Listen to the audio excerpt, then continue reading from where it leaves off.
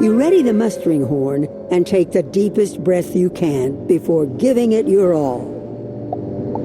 The call warps and twists in the wind. It echoes off the rocky cliffs behind you and soars over the waves. And then you feel an answering roar from the depths below that thrums in your bones. You see a great shape slicing through the dark depths. You drop the diving bell in and hope the magic works. You step up to the great beast. You can't think of what else to call it. It's hard to even wrap your head around the idea of the thing.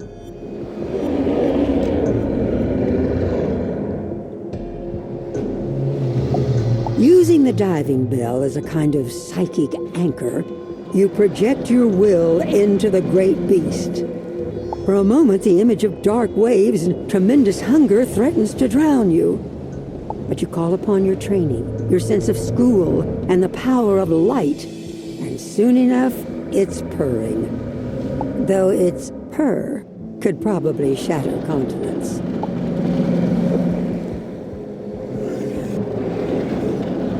With sloping scales and dripping maw, as who pursued with yell and blow still treads the shadow of his foe, and forward bends his head. The beast drove fast, loud roared the blast, and southward aye we fled. The Starfall sea awaits. Shall we board our formidable craft and get underway? Climb upon the great beast and enter the diving bell. You'll need to focus on the dying star stone to guide us safely to our destination.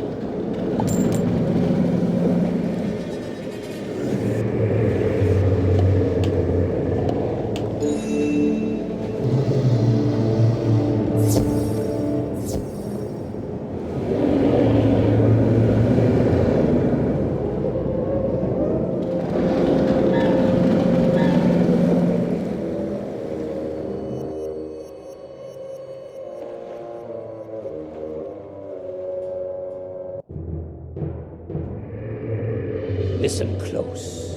Despite the great beast's strength, anything could go wrong and leave us drowning at the bottom of the waves.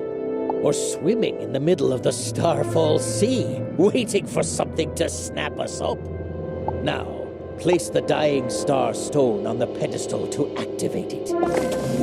You place the dying star stone in its spot on the navigation pedestal.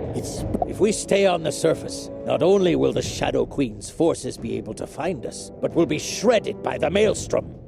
Get ready to dive. Use the altimeter to signal the great beast to submerge.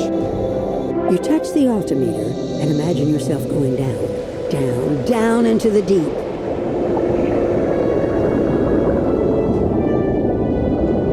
Quickly now, pay attention.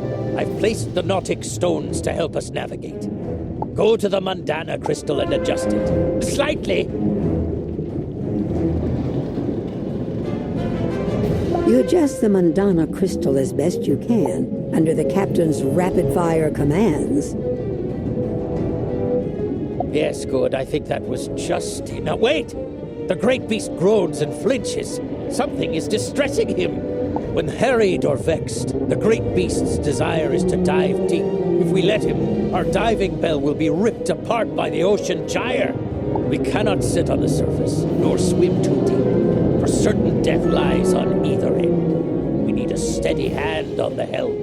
When the great beast tries to plunge below, we must instead force him to rise and deal with whatever we find. Use the altimeter to cause the great beast to rise, and venture out onto his back, and You touch the altimeter and force the great beast to rise.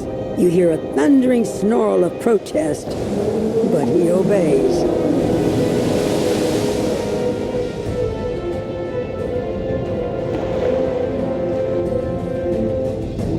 Buzz! It's true!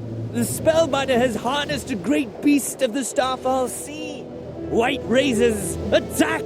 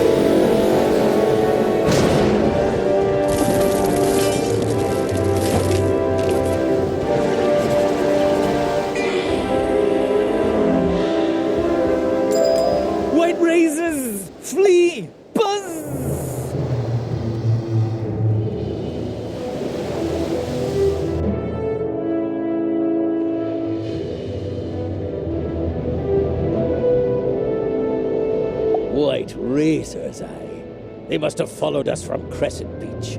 We'll be well into the storm soon, and they won't be able to follow. Of course, we'll have bigger problems then. Use the altimeter to convince the great beast to submerge again. We don't want to batter the diving bell more than we have to.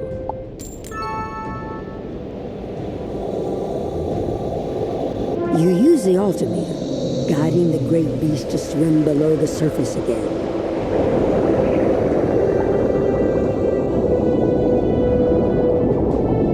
I need you to check the Oceana crystal.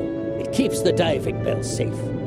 And also examine the Atala stone. It measures the great beast's fear and passions. You inspect the Oceana crystal and turn it just slightly to improve its resonance. The Atala stone purrs in time to the rumblings of the great beast. But then suddenly it flickers and sparks. Blast and tarnation! Something in the water is bothering the beast, nipping at his fins. Rise up, use the altimeter and break the surface. Let's draw these bedeviling vermin out with us, where we can deal with them proper.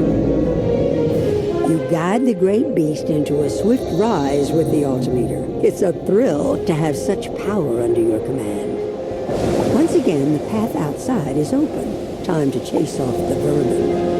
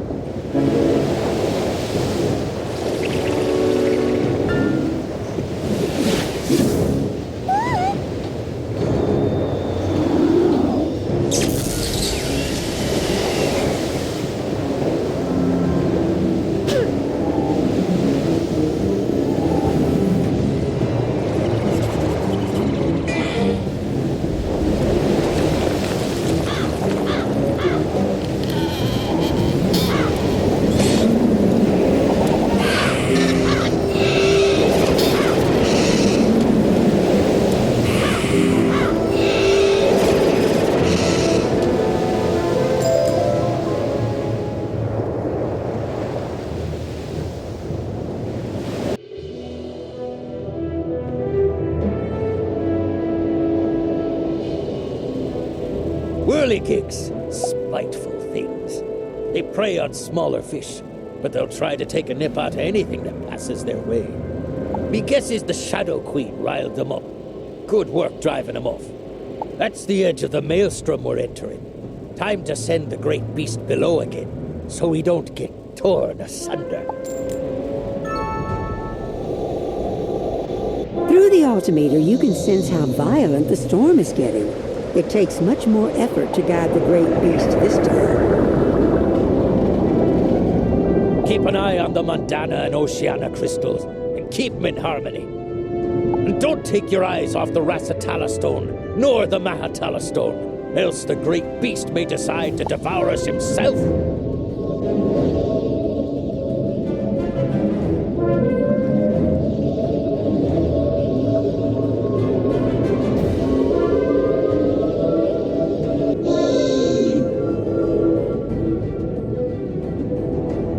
You do your best to keep the crystals and stones in harmony.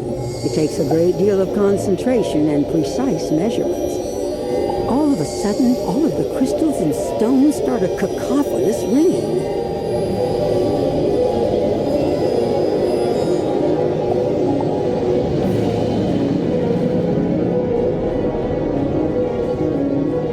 Egads, I was afraid of this. The deep spawn that dwell beneath the maelstrom are rising against us. Deep spawn are vile terrors. Whether the Shadow Queen sent them, or they are just hungry, doesn't matter much. They are hideous and cruel, and could tear chunks out of the great beast himself if you don't stop them. Raise us up and get ready to fight amongst the storm. Head out and drive off the deep spawn, or we'll never make it. The altimeter shudders under your touch and grows painfully hot. The sound of the waves becomes a roar that makes your ears ring. As the way opens, you can hear a skittering of claws on stone. Morgens, Schog, Wakla, Nado, Versagen!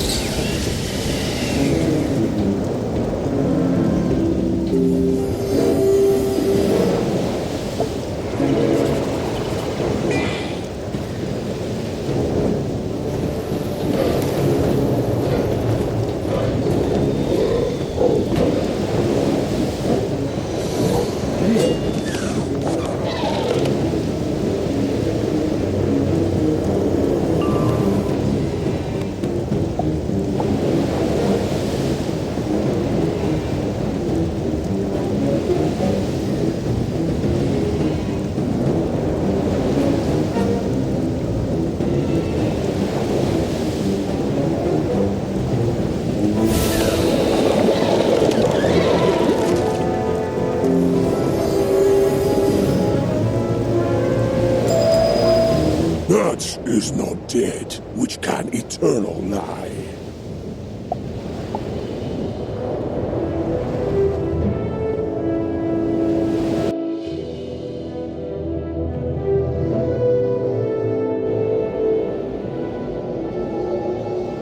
When the deep spawn stirred, I thought for sure you were done for. I guess something is looking out for you, wizard. I hope the way is clear. We've seen near every kind of hateful thing that swims in the Starfall Sea. It was once a serene, becalmed ocean, until the Shadow Queen stirred it up and set it to roiling. Now let's finish this journey.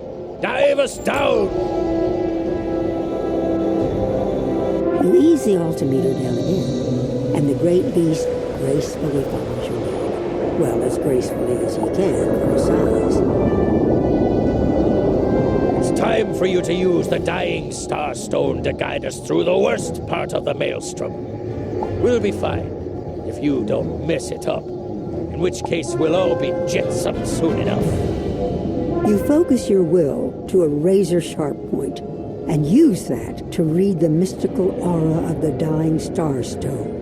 It pulls and spins, threatening to drag you into the Maelstrom, but you stay calm, and soon find yourself where you need to be.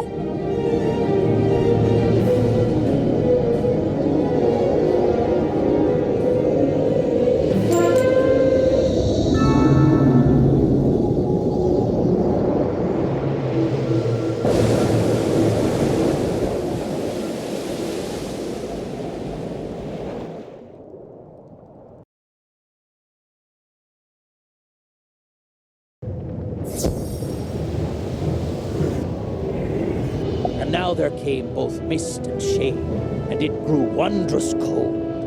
And shadows dark came floating by, as black as charcoal.